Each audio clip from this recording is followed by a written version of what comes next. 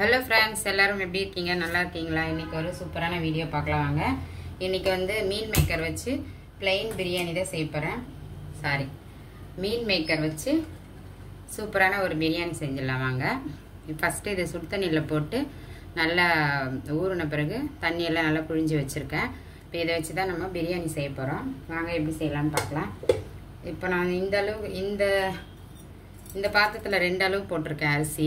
அதனால் இந்த சின்ன குக்கரே போதும். அதனால் நம்ம சின்ன குக்கர்லேயே செஞ்சிடலாம். இப்போ குக்கர் வச்சாச்சு, எண்ணெய் விட்டுக்கலாம்.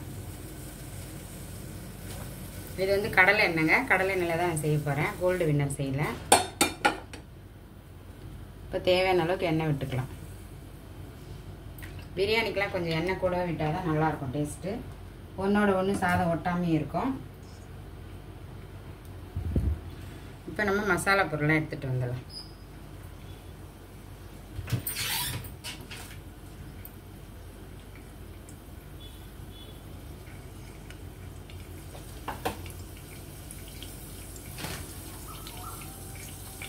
இப்போ இந்த டப்பா வந்து நான் மீஷோவில் வாங்கினேன். 1+1 ஆஃபரில் தான் வாங்கினேன். சூப்பராக இருக்குது. இதில் இந்த மசாலாலாம் போடுறதுக்கு நல்லாயிருக்கு. பார்ட்டாக வச்சுக்கலாம். லவங்கம், சோம்பு, பட்டை, இது வந்து மராட்டி முட்டை, இந்த மாதிரி இதெல்லாம் சேர்த்து வச்சுக்கலாம். இப்போ இதுலேருந்து நம்ம மசாலா போட்டுக்கலாம்.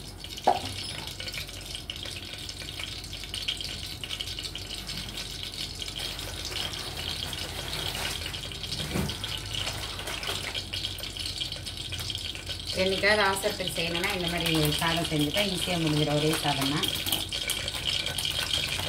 இப்போ வந்து பிரியாணியால் போட்டுக்கலாம்.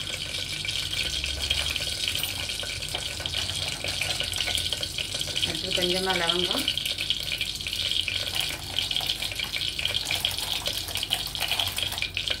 பட்டை,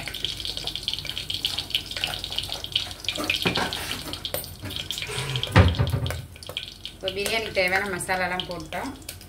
இப்போ நம்ம வெங்காயம் சேர்த்துக்கலாம். இப்போ கட் பண்ணி வச்சுருந்தா ஒரு 3 பெரிய வெங்காயம்.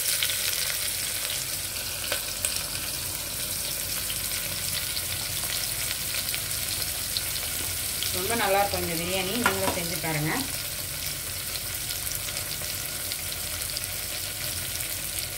வெங்காயம் வதக்கலாம். வெங்காயம் வதங்கிறதுக்குள்ளே நம்ம ஒரு விஷயம் பேசுவோம். இப்போ வந்து திங்கட்கிழமை கிருஷ்ண ஜெயந்தி வருது. யாரெல்லாம் கிருஷ்ண ஜெயந்தி கொண்டாடுங்கன்றதை கமெண்ட் பண்ணுங்கள். அப்படி கிருஷ்ண ஜெயந்தி கும்பிடாதவங்க, அதாவது எங்கள் குடும்பத்தில் அந்த பழக்கம் இல்லை, அதனால் நான் செய்ய மாட்டேன் அப்படின்னு இருக்கிறவங்களுக்கு கண்டிப்பாக இந்த பதிவு பாருங்கள். கிருஷ்ணர் வந்து நம்ம கொஞ்சோண்டு வெண்ணெய் வச்சா போதும், கண்டிப்பாக அவர் வந்துடுவார். குழந்தையும் தெய்வமும் கொண்டாடும் இடத்திலே அப்படின்னு சொல்லுவாங்க. அந்த மாதிரி கிருஷ்ண ஜெயந்தி வந்து நம்மளால் என்ன முடியுதோ அதை வச்சு நம்ம கிருஷ்ணர் வாங்க எங்கள் வீட்டுக்கு அப்படின்னு சொன்னிங்கன்னா கண்டிப்பாக அவர் வந்துடுவார். வரமாட்டேன்னு சொல்ல மாட்டார். அதே மாதிரி நம்மளால் என்ன முடியுமோ, என்ன பட்சம் செய்ய முடியுதோ அதை செய்யுங்க. அப்படி இல்லைன்னா நம்ம கடையில் கூட வாங்கிட்டு வந்து வைக்கலாம். அப்படியும் கடையிலேயே வாங்கிட்டு வந்து வைக்க என்னால் முடியல அப்படின்றவங்களும் கொஞ்சமாக ஒரே ஒரு அவல் பாக்கெட்டு, அது ரொம்ப கம்மி விலை தான், அவல் பாக்கெட் வாங்கிட்டு வந்து வச்சுட்டு நல்லா ஒரு கிருஷ்ண படம் வச்சுருந்திங்கன்னா வச்சு, கிருஷ்ணா என்னோட துயரத்தெல்லாம் தொடச்சி விடுப்பா அப்படின்னு கேட்டு பாருங்கள். கண்டிப்பாக அந்த ஒரு வருஷத்துக்குள்ளே அவர் ஏதாவது ஒரு மாற்றத்தை கண்டிப்பாக உங்களுக்கு நடத்துவார். ஏன்னா எப்போ வந்து அந்த பாஞ்சாலியோட புடவையை பிடிச்சி இழுக்கும் போது சபையில் அத்தனை பேர் இருந்தாங்க. கட்டின புருஷன் இருந்தாங்க, மச்சனர் இருந்தாங்க, எல்லாருமே இருந்தாங்க. சபையில் பெருமக்கள் அத்தனை பேரும் பெரியவங்களும் இருந்தாங்க. ஆனால் யாராலையும் அவளோட துயரை வந்து துடைக்க முடியல. காரணம் அந்த மாதிரி அவளுக்கு ஒரு சூழ்நிலை, அந்த மாதிரி அங்கே இருக்கிறவங்களுக்கும் அந்த சூழ்நிலை இருந்தது.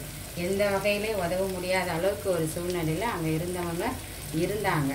ஆனால் அவளோட கடைசி முயற்சி வரைக்கும் அவளை காப்பாற்றிக்க நிறைய போராடினான். ஆனால் கடைசி நேரத்தில் கிருஷ்ணா கோவிந்தா அப்படின்னு ஒரு நாமத்தை சொன்ன உடனே அந்த புடவை வந்து வந்துக்கிட்டே இருந்தது, இழுக்க இழுக்க.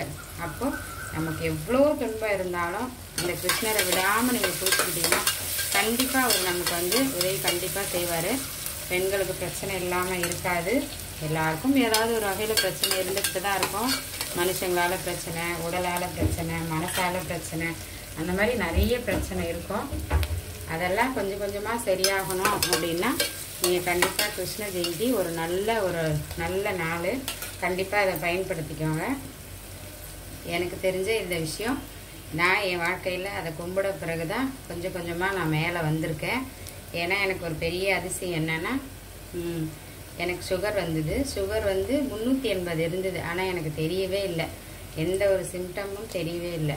கடைசியாக நானே தான் சரி நம்ம உடம்பு வெயிட் சடனாக குறைஞ்சிருச்சு அப்படின்னு சொல்லி நான் வந்து டாக்டர்கிட்ட போனேன். அப்போ தான் சுகர் டெஸ்ட் எடுக்க சொன்னாங்க. இன்னும் யாருன்னா இருந்தால் மயக்கடிச்சு கூட விழுந்திருப்பேன். ஆனால் எனக்கு எந்த வித பிரச்சனையும் வரவே இல்லை. காரணம், நம்ம வந்து ஏதாவது ஒரு கடவுளை கண்டிப்பாக உண்மையாக உள்ளன்போடு அவரை பிடிச்சிக்கிட்டோம்னாக்கா அவங்க ஏதாவது ஒரு ரூபத்தில் நமக்கு வந்து அந்த நமக்கு வர எவ்வளோ பெரிய பிரச்சனை இருந்தாலும் முதல்ல அதை காமிச்சு கொடுப்பாங்க. அதுக்கப்புறம் நம்ம அதை பிடிச்சி பார்த்து நம்மளை நம்ம சரி பண்ணிக்கணும். அதான் விஷயம். அதனால் கிருஷ்ண ஜெயந்தியை மிஸ் பண்ணாமல் கண்டிப்பாக பாருங்கள்.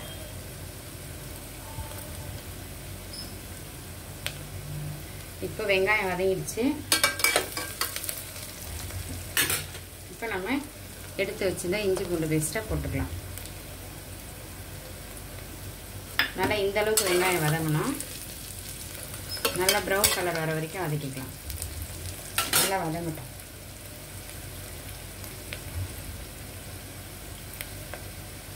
அதனால் கண்டிப்பாக கிருஷ்ண ஜெயந்தி அன்னைக்கு அன்னைக்கு ஒரு நாள் ஈவினிங் ஒரு 6 மணிக்கு மேலே நல்லா குளித்து முடிச்சுட்டு ஒரு கிருஷ்ணர் படத்துக்கு முன்னாடி ஒரே ஒரு அகல் விளக்கு கூட நீங்கள் ஏற்றலாம்.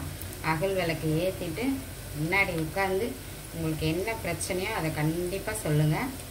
ஒரு நிமிஷம் உட்காந்து கண்டிப்பாக சொல்லிவிட்டு நீங்கள் அந்த நெய்வேத்தியம் பண்ணிவிட்டு அதையும் நீங்களும் கொஞ்சம் சாப்பிடுங்க. சாப்பிட்டுட்டு பக்கத்தில் ஏதாவது பெருமாள் கோயில் இருந்தால் போயிட்டு வாங்க. இல்லைன்னா பரவாயில்ல, வேலைக்கு போகிறோம் அவசரத்தில் இருக்கோம் அப்படிலாம் ஒன்றுமே கிடையாது. நைட்டு இந்த பூஜை வந்து நைட்டில் தான் நிறைய பேர் பண்ணுவாங்க. நீங்கள் நைட்டு வந்து பண்ணலாம். எத்தனை மணிக்கு வந்தாலும் நம்ம கடவுளை கும்பிட்றதுக்கு நேரங்காலெல்லாம் ஒன்றும் இல்லை.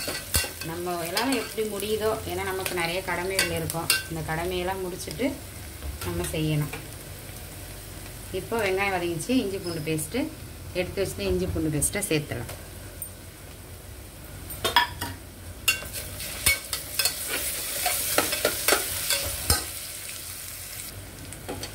இஞ்சி பூண்டு பேஸ்ட்டு போட்டு வதக்கிட்டோம். இப்போ இந்த நேரத்தில் தக்காளி சேர்த்துக்கலாம். தக்காளி மட்டும் ஒரு தக்காளி போடவே போடுங்க, நல்லாயிருக்கும் டேஸ்ட்டு.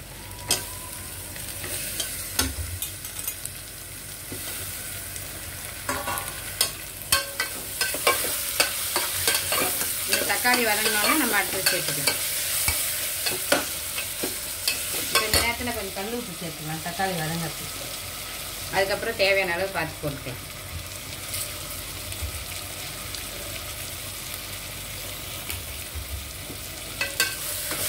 தக்காளி நல்லா மசிகிற அளவுக்கு வதங்கலாம்.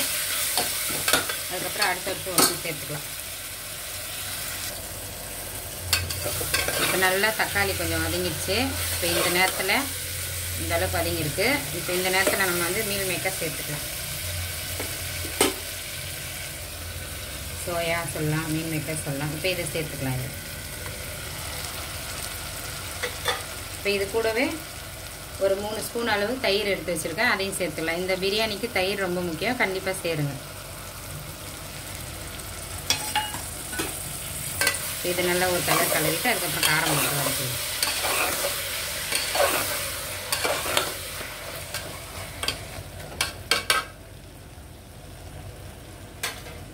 இந்த நேரத்தில் காரம் சேர்த்துக்கலாம்.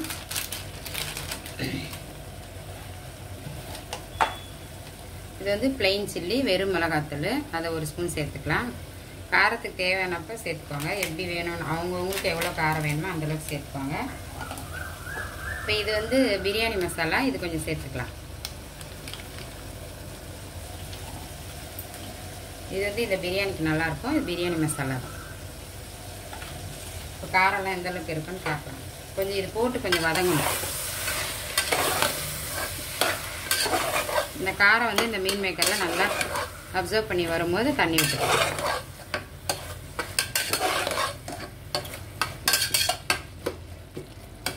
ஒரு 5 நிமிஷம் மூடி வச்சு வேக வைக்கலாம்.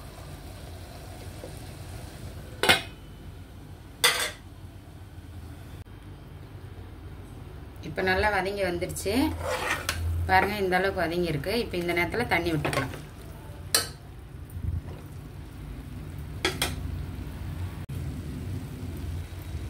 இப்போ இதில் 2 டம்ளர் அரிசி போட்டிருந்தேன். இப்போ இதுக்கேற்ற தண்ணி ஒரு 2.5 விட்டுக்கலாம். ஏன்னா தயிரெல்லாம் விட்டுருக்கோம் இல்லையா, அதனால.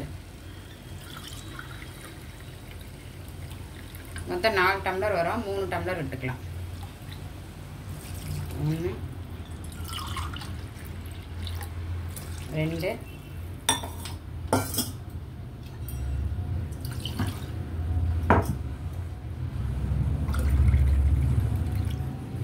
3 டம்ளர்.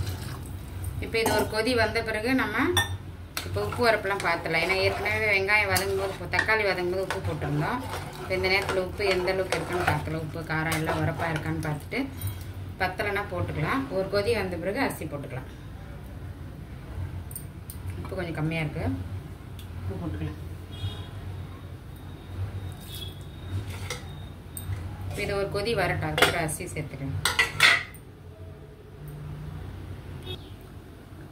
இப்போ கொதிச்சிச்சான்னு பார்த்துட்டு அரிசி போட்டுடலாம். பாருங்க நல்லா கொதி வந்துச்சு. இந்த நேரத்தில் இப்போ நம்ம ஊற வச்சுருந்தா அரிசியை சேர்த்துடலாம். இது வந்து சாப்பாடு அரிசி தான் போட்டிருக்கேன். பச்சரிசிலையும் செய்யலாம். பச்சரிசி செஞ்சிங்கன்னா சூப்பராக இருக்கும். நான் சாப்பாடு அரிசியில் தான் செஞ்சுருக்கேன்.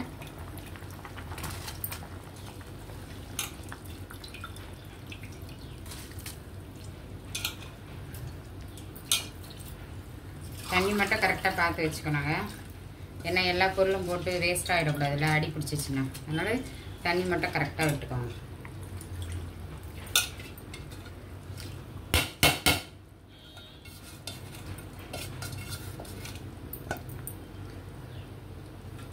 இப்போ கிளறிட்டு மூடி வச்சிடணும். கரெக்டாக ஒரு 3 விசில். அதில் நான் என்ன பண்ணுவேன்னா, ஒரு விசில் வந்து ஃபுல்லாக வச்சுட்டு மீதி 2 விசில் கொஞ்சம் சிம்மில் வச்சிடுவேன், மீடியமான தீயில். ஏன்னா கொஞ்சம் அடி பிடிக்காமல் இருக்கும், அதனால். இப்போ மூடிடலாம். கரெக்டாக ஒரு விசில் வந்தோன்னே சிம்மில் வச்சுட்டு அதுக்கப்புறம் 2 விசில் வரணும். அதுக்கப்புறம் எப்படி இருக்குன்னு திறந்து பார்க்கலாம்.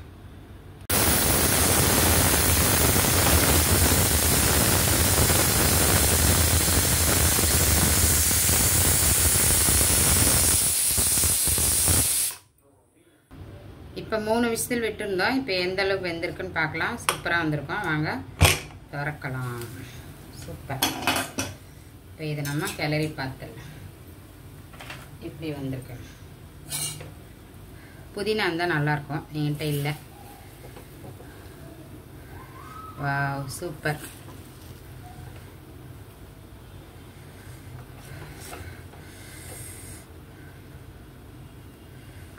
கொஞ்சம் நேரம் விட்டோம்னாக்கா பலன்னு வந்துடும். சூப்பராக இருக்குங்க. பாருங்கள், இந்த வீடியோ பிடிச்சிருந்தா லைக் பண்ணுங்கள், ஷேர் பண்ணுங்கள், மறக்காமல் கமெண்ட் பண்ணுங்கள்.